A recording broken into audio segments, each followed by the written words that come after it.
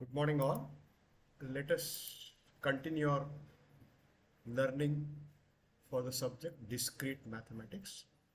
This subject is meant for semester 3 students.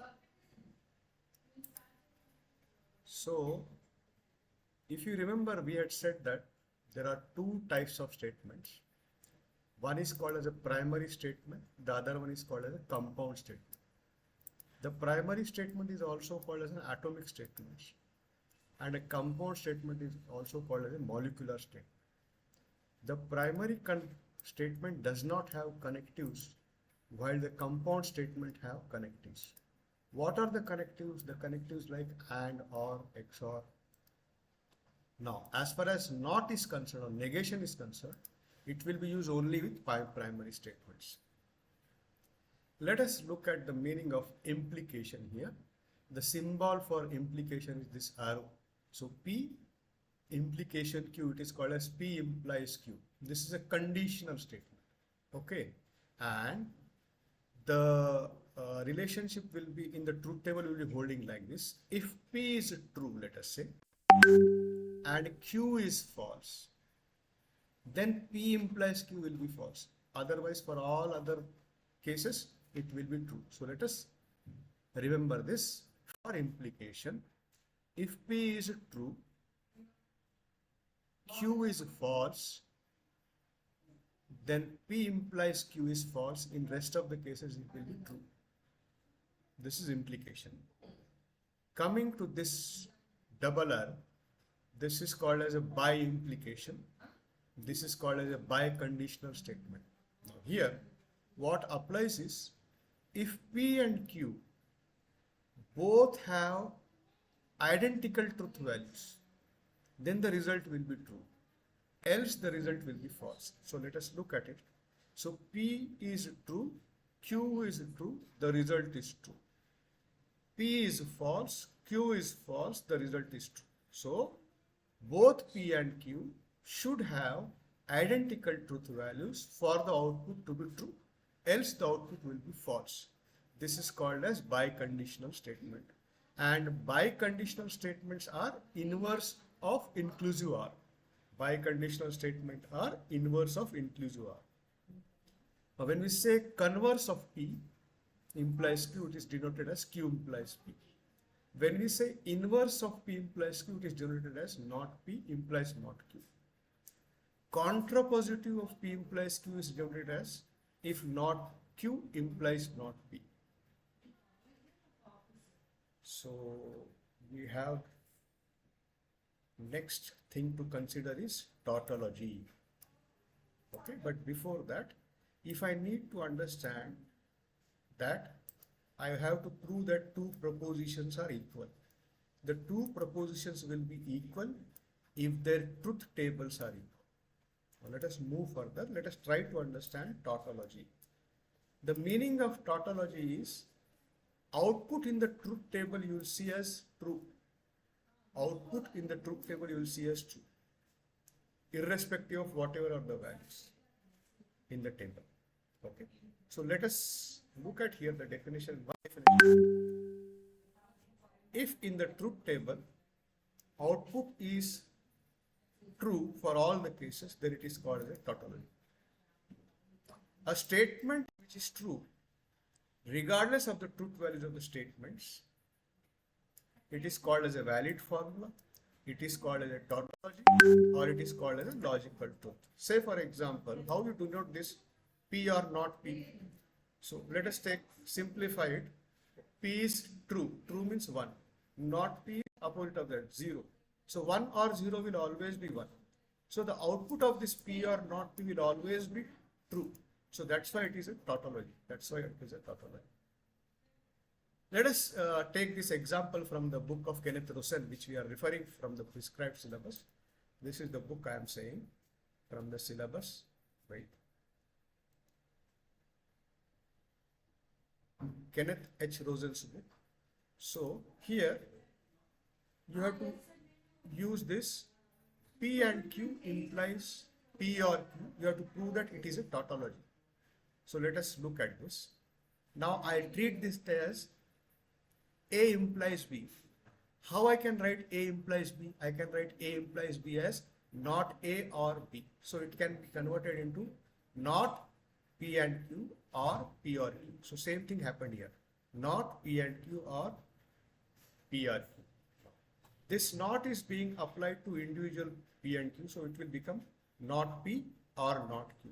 So again, or and rest of the statement is as it is P or Q. Now I'm replacing this, positioning them. So I'm bringing this P here and I'm bringing this not Q here. So this new statement becomes not P or P or not Q or Q. So not P or P we know that it is true, and not Q and Q we know that it is true. So true or true we know that it is true. So ultimately the output is true. When the output is true, we are proving that it is a tautology. What is the definition of a tautology? The output is always true. The output is always true. Now, what is the meaning of a contradiction? If P and not P is always false, then it is a contradiction.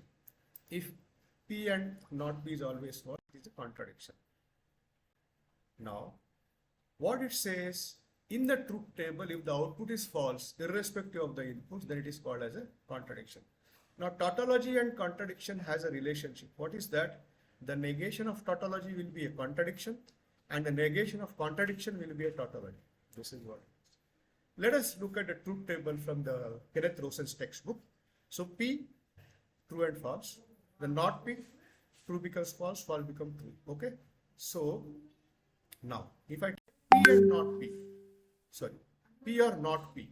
So P or not P both becomes true. So the output will be true, then it is a tautology. If I take P and not P, the output will be false, so it becomes a contradiction.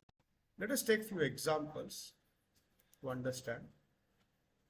Okay, by solving these examples, we are supposed to tell whether that proposition is tautology or not. So let us look at the first example, P or not P.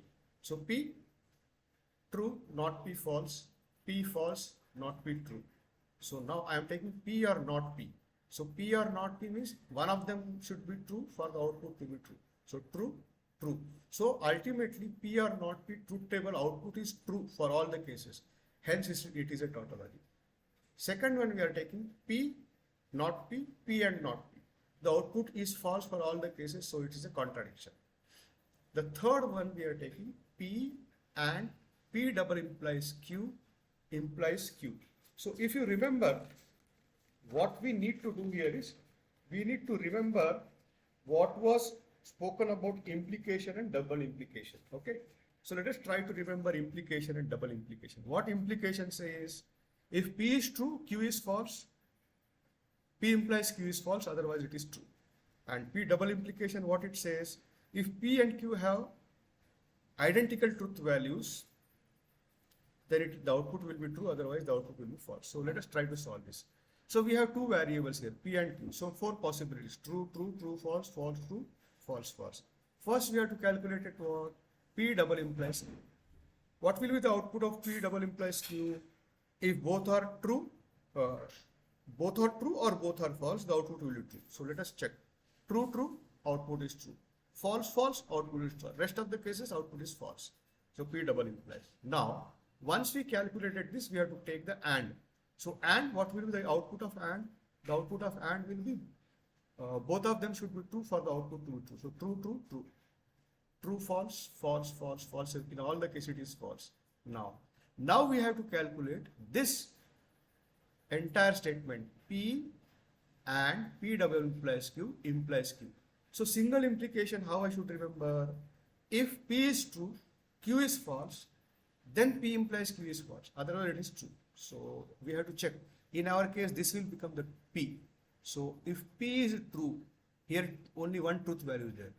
And if it is false, Q is false, there is no such case. Okay. So no question of false coming as the output. It means for every case, the output will be true. As for every case, the output is true, the output will be a tautology. We are going for the next P or Q implies Q. So first take two variables, four possibilities, true, true, true, false, false, true, false, false. Take P or Q now. P or Q will be, one of them should be true for the output to be true. So true, true, true, and at the end it is false. Now, Once we have taken P or Q, we have to take P or Q implies P.